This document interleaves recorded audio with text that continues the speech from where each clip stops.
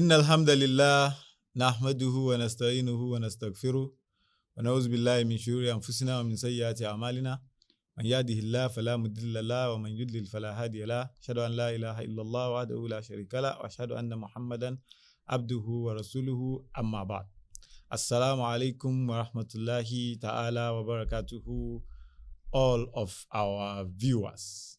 My name, as usual, is Ahmad Lawal, and you are on to the AS-SIRAT podcast, powered by the Sugar Factory Film Studios. With me is my very, very honorable guest, Honorable Rafiu Ajakaye, who is the Special Assistant Media to the Executive Governor of Kwara State, who also doubles as the chairman of the Nigerian Governors Forum. I've been longing to bring Mallam onto this program, and finally today Allah has made it. Mallam? Alhamdulillah. Assalamu alaikum wa rahmatullahi wa barakatuhu. Alaikum assalam wa rahmatullahi wa barakatuh. Alhamdulillah wa salatu wa salamu ala rasulillah wa ala alihi wa sahbihi ajma'in. Thank you for having me. Once again, my name is Rafiu Ajakaye. And I'm the CPS, Chief Press Secretary to the Governor of Kwara State, who incidentally is the chairman of the Nigerian Governors Forum. I'm glad to be here. Assalamu alaikum wa rahmatullahi wa barakatuh. Alaikum assalam wa rahmatullahi wa barakatuh. Okay, so we'll go on a very short break, and when we come back, we'll delve into our topic for today proper. Welcome back, viewers. I'm glad to have you on the show. Today's topic that we're going to be discussing with my guest is community development and social responsibility. In our last podcast with my guest from the last time, we touched a little on this topic, but today we're going to go in depth into the topic. And the background that we were talking about, Mallam, in the last podcast was this idea that people have today that is just, I'm not responsible for anybody. It's just me and myself, or me and my nuclear family. And we said that this is a very alien concept in Islam, because Allah subhanahu wa ta'ala has said in more than 20 places in the Quran that we should give from what Allah has given to us. Anfiku mimma razaqnakum. Anfiku mimma razaqnakum. In so many places. In places it says, bi amwalikum wa tujahidu fi sabilillahi bi amwalikum wa anfusikum. So a lot of these concepts that social media has thrown up today, making people feel like it's just me, I don't have business with anybody, and this concept of feeling that everybody is your hater, everybody hates you, so you're supposed to be living your life in one silo, This is part of the things that I would love us to really address today, mashallah. Well, thank you very much for having me once again on this program. The topic is quite interesting, really. The concept of community development and social responsibility, like you mentioned earlier, I think it's something we should be discussing now. There are a lot of things that have crept into our faith or into our communities that are quite strange, even in the African setting. It is not known. It is not known to our culture as Africans. In African culture, for instance, where I grew up, I was born in Lagos, incidentally. Mashallah. And my father's uncle came from the village to take myself, two of my cousins, back to the village.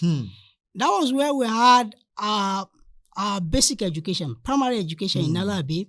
Okay, we spent between 5-6 years going to primary school, and we were raised entirely by our uncles, my grandfather, my grandmother.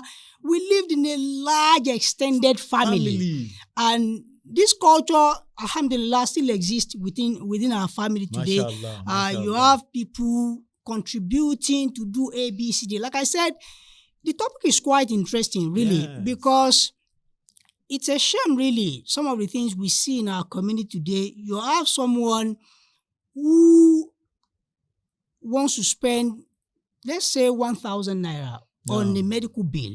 You have a 1,000 medical bill, and you go as far as contacting a senior special assistant to the governor, a commissioner, something. And when you ask them, hey, this is too little for God's sake, do you not have uncles? Do you not have cousins? Do you not have brothers? Who Don't can you have raise family? this? Family. Who can raise it with you? Because Don't yes, have neighbors. let's agree that yes, we are not equal and will never be equal. Yeah, Allah That is very subhanahu wa ta'ala clear. has created Allah us has made that different. very No. clear. But within our family, we should be able to support one another. This is very, very important. No. And when you look at the concept of community development, according to the United Nations, it describes that concept as a process whereby community members, they come together, they form a force.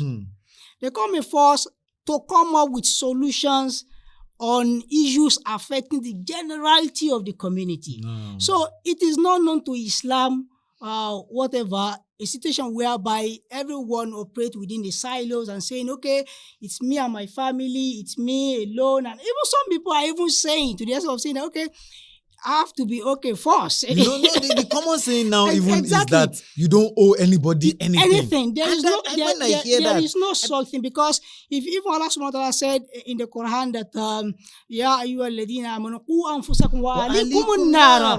If you look at the words that Allah subhanahu wa ta'ala has deployed, alaykum, that is your family members, your Yes. community members, you need to bring all of them together.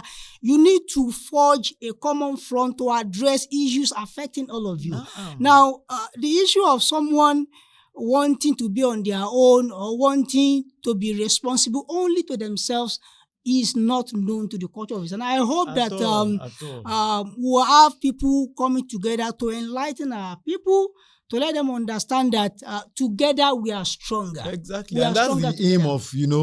of, podcasts like this, to enlighten people, to make them see things from the angle of Islam with a touch of culture. Because, people feel today, sadly, we have people falling into two broad extremes. One is, I am an adherent of Islam and everything about culture. I have no business with it. This is also sad. And another one is, I am a cultural person. That your Islam is second class.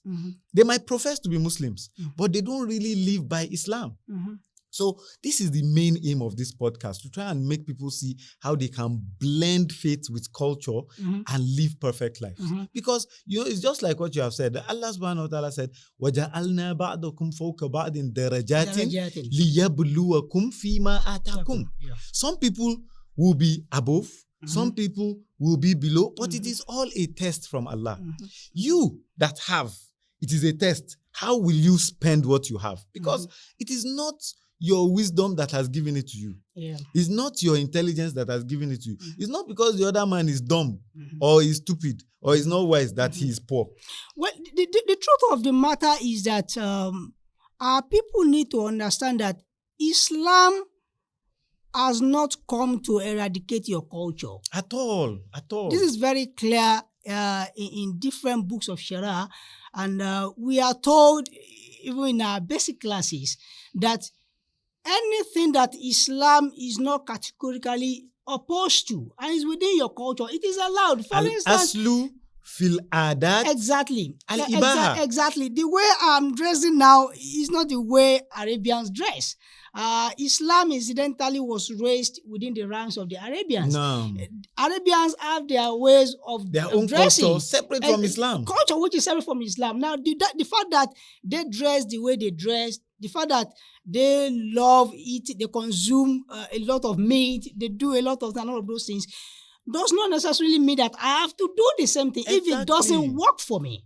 If it doesn't work for me, and if it is not something that Islam has categorically prescribed, and so you cannot do this. The major issue is in understanding where the line is drawn between religious practices and cultural practices. So we need to understand that for religious practices, the founding principle is that thing must have been commanded before it becomes religion. If Allah or the Prophet ﷺ did not categorically say, do this, then you cannot do it and call it religion. You can do it, but you cannot call it religion. It's not part of religion. But the founding principle for culture is, everything is permissible. Unless Allah or the Prophet ﷺ now comes and says, don't do it. So these are the opposites. For religion, you have to be commanded. For culture, you have to be prohibited. Exactly. So if you are not specifically prohibited, they tell you, don't do it, Mashe, then you can do it. But for religion, if you are not specifically commanded and say, do it, you cannot do it. Exactly. Once we understand this dichotomy, this difference, life will become, a lot easier for us. So steering us back to, social responsibility. Yes. As it were. Yes. The example that you gave is a beautiful one. That people, last time we said it, that it is always said that it takes a village to raise a child. But today, everybody is trying to raise their child on their own. It's not possible. Are you going to be with him in school? When he goes out to play with his friends, are you going to be with him? So what you know of your child's development is maybe 10% or less. So if we don't build a community where we can interdepend on each other to raise our children and to help us. And another problem that I would like us to address, Mallam, is the issue of people feeling that it is only wealthy people that can develop the community. No, I don't think this should be so. Yeah, when you look at the definition of the United Nations I cited earlier on, there was no mention of somebody being wealthy, somebody being poor, somebody being this or that. It's about members of the community, everybody contributing together. Together because you see, it is interesting really when you look at the way God has created the world. It is such that the world will be boring if we are all wealthy. Monotonous. It will be monotonous. The world will be boring if everybody is poor. No. The world will be boring if everybody is art-oriented. So you have some people whose expertise is engaging, negotiating, and creating a peaceful ambience within a community. You have some people whose own gift is to have resources. They have resources, but they may not know how to engage. So you have to complement yourself. You have people who have resources, but they do not have energy. Exactly. You have or how best to even channel these resources. But you have some people who are thinkers, but they don't have the resources. And in my opinion, the people who have the wit to engage, the people who have ideas, they are even more important than those who have the wealth. But today's society has turned everything upside down. Exactly. If you have wealth and you don't, so you find a situation where somebody is now misdirecting, and something that you're supposed to channel towards education, you're channeling it towards health aesthetics. Yeah. And it doesn't have the impact that it's supposed to have. Or you are jobless and you are in the community. There's somebody in your community who is already taking care of the feeding of people, is giving people scholarships, is taking care of their health. You can also participate. Maybe the gutters, the drainage in your area is flooded. You can remove your shirts and clean the drainage. Exactly. And let water pass through easily. You can go out and do vigilante in the night, and when you see, exactly. So people really need to understand their faith, what it says, and what it commands us to do. Exactly. What it has asked us to do, what Allah subhanahu wa ta'ala has asked us not to do.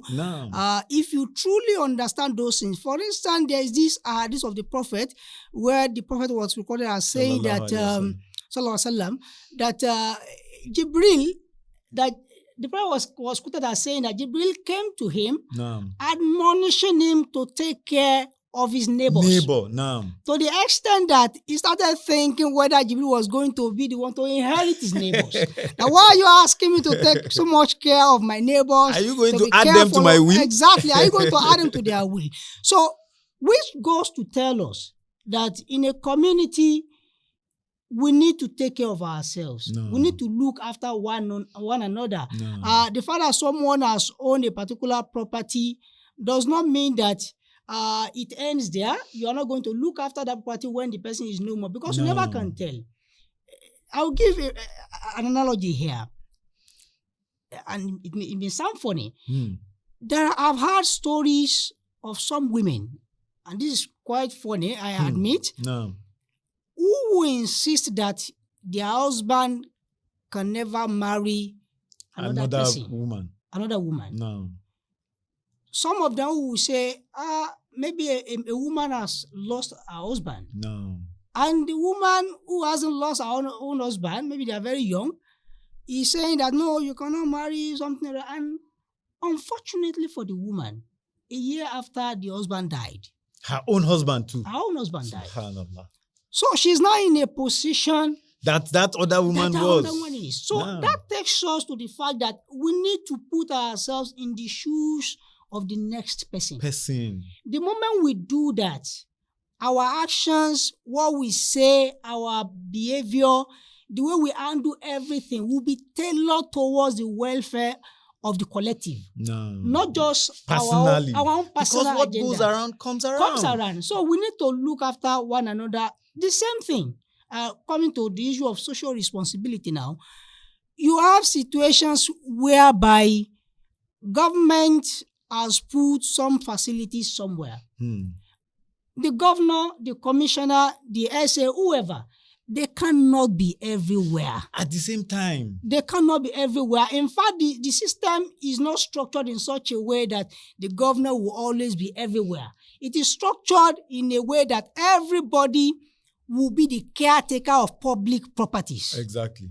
And the moment we know that, our roads, our water facilities, our schools, everything we have, they have been constructed with public funds. For public benefit. Every naira that Mr. Governor spends, that Mr. President spends, does not belong to him as an individual. Exactly. It belongs to the collective. So when a road is constructed, when a dam is fixed, when a school is fixed, it is the collective property of everyone. And it is the duty of everyone to ensure that we take properly good taken care of those exactly. things. When you see someone wanting to vandalize those things, there was this incident during the administration of President Buhari. No.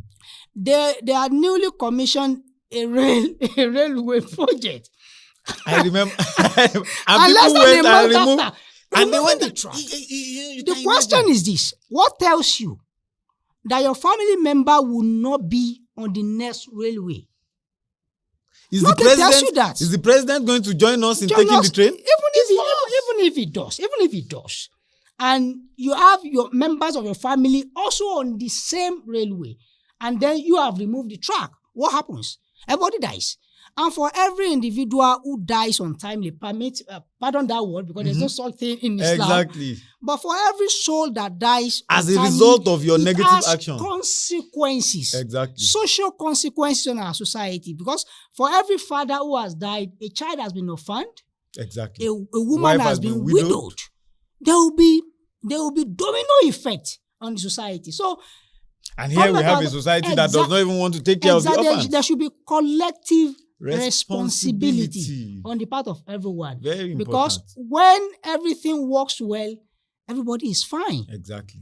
When things do not work, everybody is affected. Exactly. If a public officer has been given a contract, or a contractor, for instance, has been given a contract to construct a hospital, to supply equipment in a particular hospital, and you decide to divert the funds, you never can tell if you will be the victim of your own misbehavior. Exactly. Maybe you yourself will be the one that will be taken to the hospital on emergency. Just that the Quran has said that there are certain things that are hidden to human beings. No. One of which is you cannot tell precisely when you will die. You can never say, this is where I'm going to die. So if you cannot tell that, you never can tell whether by qadar you are destined to die through accidents. So if you have an accident that can ordinarily... And if you feel that I have money, if I'm sick, I can take myself out of Nigeria. What if emergency happens? Look at what happened during COVID. No. Nobody could travel. So if you have been given a contract to fix public hospital and you divert the resources, what happens is that you may be the victim. Exactly. Even if you are not the victim, your wife can be the victim. And that goes back to the issue of religion now, religious harmony and social responsibility. I do tell people, a man, if you are a Muslim, if you are a Christian, these are issues they are complex issues within a society. They are complex issues. Whatever anybody espouses here and there, they are complex issues. And they are personal issues. We need to highlight that. We ask God to guide us aright. But if someone is a Muslim, if someone is a Christian, if you plot for a Christian, for instance, to be killed or to be, you plot that he Their has owned a particular downfall. facility, they have downfall. Let me say you own an hotel. Hotel does not necessarily mean for something that is negative. You own an hotel. Exactly. Maybe a church owns it or a mosque owns it or whatever. And then you plot that that facility should be destroyed, should be bombed. For whatever reason. You cannot tell precisely who is lodged there at what that time. Because they will not say this hotel is for Christians only. When or it for is Muslims. when it For when instance, it is bombed. that hotel on Offa Road Exactly. is owned by a church. Exactly. But when I have guests from out of town, that's where I take them. I have had to lodge there. And I had this thought that, look, if someone imagines that, okay, this particular place is owned by the Catholic and I want to hurt them, destroy the system, you will not know that a certain Rafiu Ajakaye, who is a Muslim, Is there? is lodged there. Yes. What and happens? in fact, this topic is one that we will need an entire podcast to discuss. So what happens? I think we need to be more responsible as a people. We need to Exactly. understand the fact that as we are first and foremost human beings. Inna akramakum Indallahi atqakum. The Quran is atqakum. very clear that we have created you in pairs, in nations, and all of those things. But the most pious of you, the most honorable of you, is the most pious. Exactly. Is the one who is And most also conscious. Allah has highlighted it that if he had wanted, he would have made everybody Muslim. Exactly. Or made everybody Christian. Christians. Or made everybody Exactly. Jews. It's just like you spoke about variety in the beginning. If all of us were Muslims and practicing the same religion and everybody was obedient to Allah, imagine how life would be. To be very, very dull. We would just be like zombies. Go to the mosque in the morning, come back. It will be very, very uninteresting. Exactly. We also find it very difficult to appreciate the fact that God is so wonderful, God is so powerful, and He has powers over everything. He is able to decide that, okay, this person is a woman, this person is a man, this person is white, this person is black.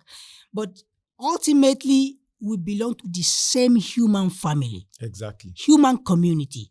And we are responsible for one another. We should strive, do everything possible within our powers to ensure that our community is peaceful. We should look after that child who has just lost a father, who has just lost a mother, or lost his father, lost his mother. We should look after them to ensure that they also enjoy what our own children are enjoying. And they should more importantly, I think we need to disabuse our minds from this, just like you said, the concept of only looking towards people that we feel are well-to-do. Exactly. If one wealthy person comes and drops 1 million naira and 10,000, 1,000 not so wealthy people come together and say, okay, we'll each drop 5,000 naira. That 1 million naira is huge. Exactly. That one person is dropping. But that 1,000 people that are dropping 5,000 naira, which seems insignificant, is already 5 million. Exactly. It's already 5 times what that one wealthy person. So we need to stop denying our responsibilities and passing it on to people that we feel are better than us. Exactly. The little that you have, give out of it. Exactly. If it is energy that you have, give out of it. Exactly. If it is money that you have, it might not be much. Give the little. Exactly. So we must all feel this need to play our parts. Exactly. Instead of saying, lagbaja lowo, oma take care of you, that the one you have, what have you done? Exactly. There's this particular phrase that some scholars use, al-ittihadu quwwa. No. That is, when you bind together, when you come together, there is strength, power. There is power in unity. No, and exactly. when they make that comment, it doesn't mean that everybody will have 1 naira, 2 naira to support a particular cause. But like we said earlier, somebody may have 1 naira, but he doesn't have energy. He's lazy. physically, Exactly. not intentionally now. Exactly. But the person simply does not have the energy to carry through certain things. So, but he has the resources. He's placing that resources. Or he even knows people. Exactly. You might not even have money, when but we you all can come call on together, Mallam, we Rafiu, Ajakaye. You can call on Mr. Tunde. You can call on Mr. John. Exactly. You people should come and help us. Exactly. That too is something. I think that is And some important. people, their own is just to be greeting the people that are doing the work. That too is something. Which means a lot, really. Exactly. Because the Prophet was saying, Atabasumu baraka wa when you smile, sadaqah. Now, When you smile at people, you make them feel better. you make them feel good. It's psychological, really. When you frown your face every now and then, or somebody greets you, you do not have the courtesy of saying, to return the greeting. The Quran is supposed to have saying that when Faisa Huyitum, exactly. When you are greeted in a particular, you say somebody salam alaikum to you, it's better you return it in a better way. No. Somebody says salam alaikum wa rahmatullah wa barakatuh. No. So you return in a very beautiful way. So there is this good feeling that comes with being nice. When you smile at people, you greet people, your Bible will say, Oni oyaya. When you have and oyaya, it doesn't take anything from you, really. It's a big deal, really. When you say certain things, it can either cause a war, exactly, or bring allow peace to reign. Exactly. There was this work I read, which is quite funny, although some people have disputed it, that the so-called bombing of Hiroshima and Nagasaki happened simply because of a statement. That somebody said, I do not care. Can you imagine? A former prime minister was supposed to have said, I do not care about what the ally thinks or not. And as a result of that, they mobilized against his country and they bombed Hiroshima and Nagasaki. I'm sure till tomorrow, the consequences of that phrase, a particular statement, continue to haunt the world. Exactly. Not just that community now. Exactly. The entire world. Exactly. The West continues to live with the guilt of bombing Hiroshima. Japan continues to live with the consequences of the statement of that person, and the entire world continues to live with the consequences of what has happened, because and the fear of what may happen again. What may happen again? That look, because of what has happened, we will not allow some particular countries to have certain capacities. Exactly. Because of all of those things. So for that we need to ensure that we have a responsibility. And I think that's a very, very important thing. It's a very big takeaway, really. No. That as human beings, we should not always ask for rights and privileges and all of these things. Exactly. It's very important that we stress the fact that we have a responsibility to ourselves, because to our family, the cry is always society. My right. I know my right. I know my right. You know your rights. Exactly. Do you know your duties? Exactly. Do you know your responsibilities? Exactly. Are you carrying them I out? tell people, look, when you go on social media and you say A, B, C, D, it is your right. You can say anything on social media. Freedom of speech. Yes, you have that speech. But there's a consequence of freedom. Exactly. A certain leader was about to have said that, yes, I can guarantee that you have your right and all of those things. I cannot you freedom of speech. But I cannot guarantee you freedom after the speech. Exactly. So we need to understand in this age that, yes, there is this stakeholder activism, particularly citizen-government relationship. Yeah. The social media has changed the dynamics entirely, of how the public relates with the government. And I do tell colleagues in government that, look, we are not pharaohs here. We are not autocrats here. We are responsible to the public. But you see, even when the government is responsible to you, you are also responsible to the society. Exactly. Exactly. And even to the government also. Exactly. Because the government has been given the task to ensure peace and harmony.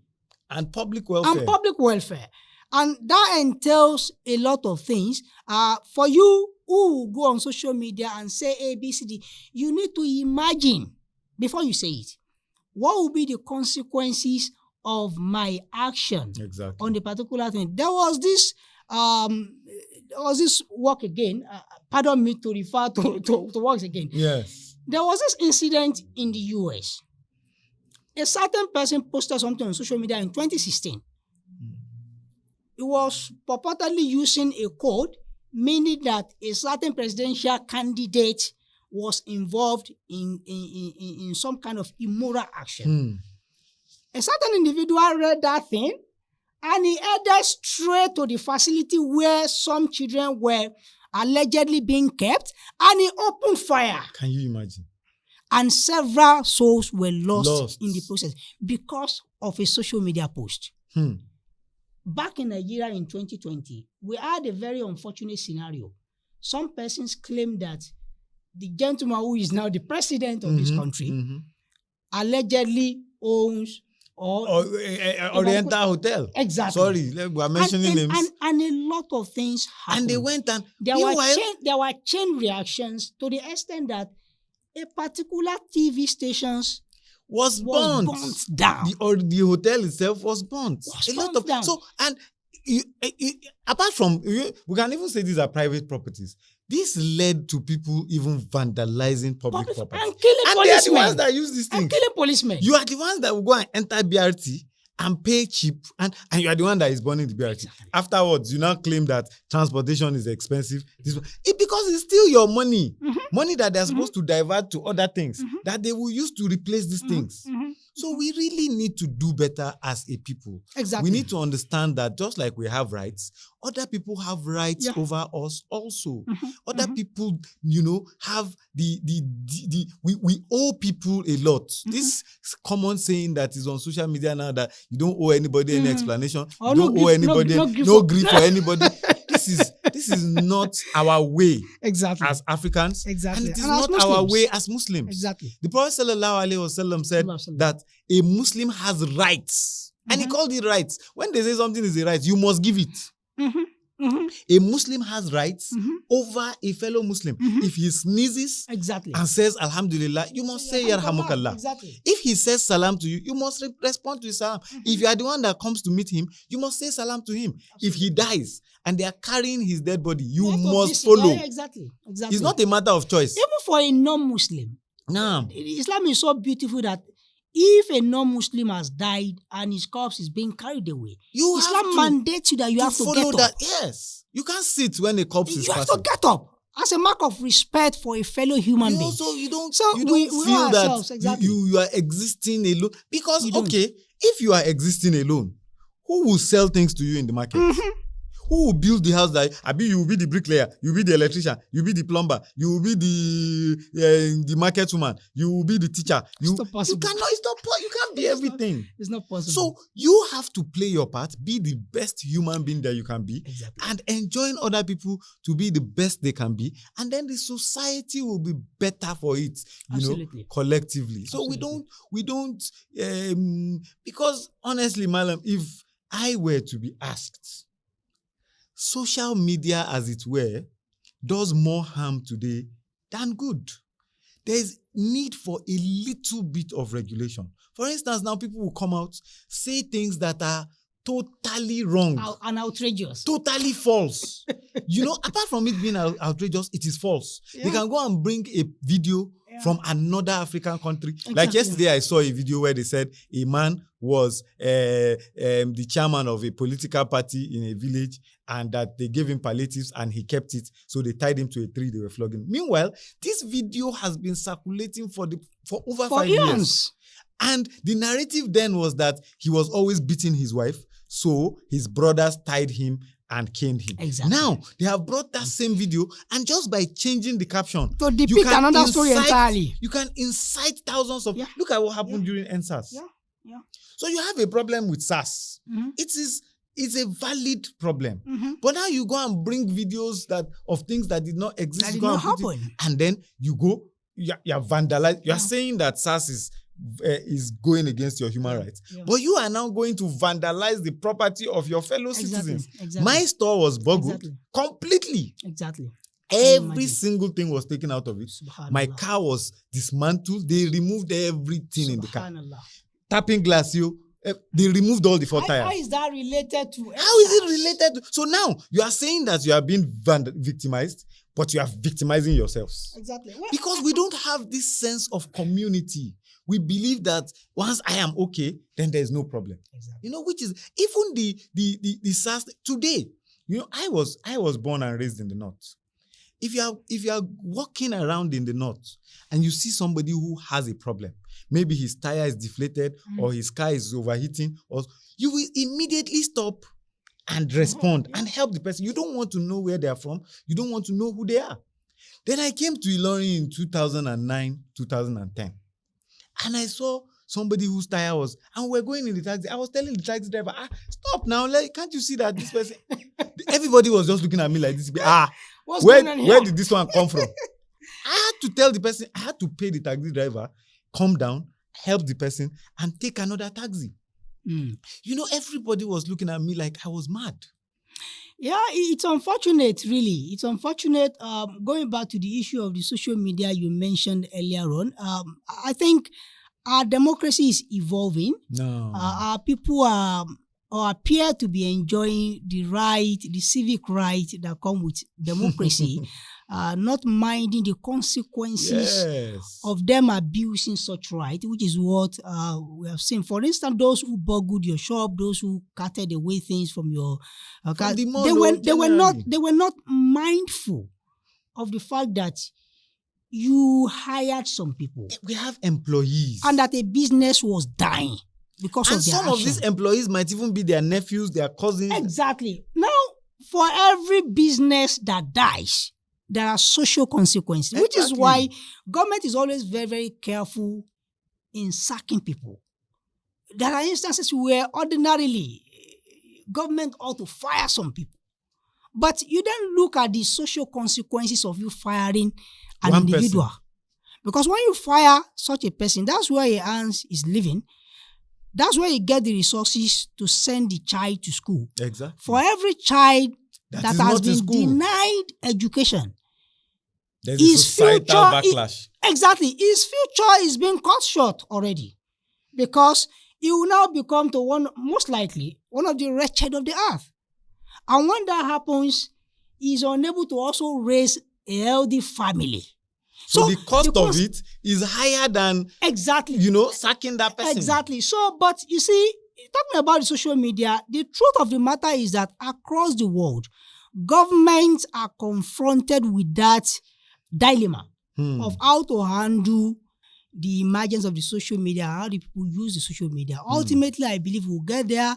We have to strike a balance between right and responsibilities in the use of social media. Exactly. Because, there was this incident of a lady that came out and said so many things about a manufacturer and their products, saying that products was killing people and all of that. Okay, come and prove what you have said. It becomes a problem. She could not prove it.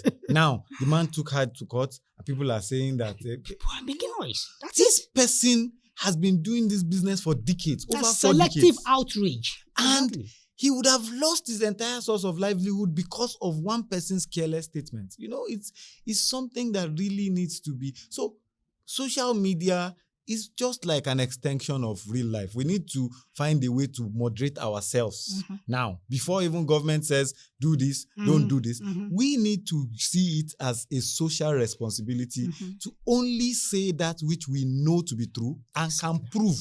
Exactly. Whatever somebody comes to tell you and you don't have evidence for it, just keep it aside until you can actually prove it before you come out to say it. Because a lot of things are at stake. People's lives and their livelihoods are at stake. On this note, we're going to round up today's podcast. It has been a very, very interesting one, Mallam. Thank you so much for finding time to join us today.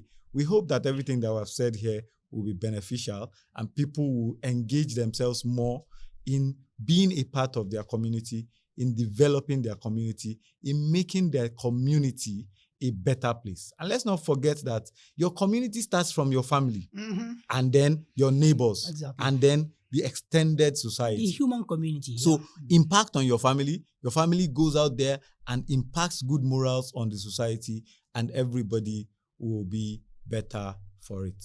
On this note, I say, Subhanakallahumma wa bihamdik, shadu an la ilaha illa anta, nastaghfiruka wa natubu ilayk.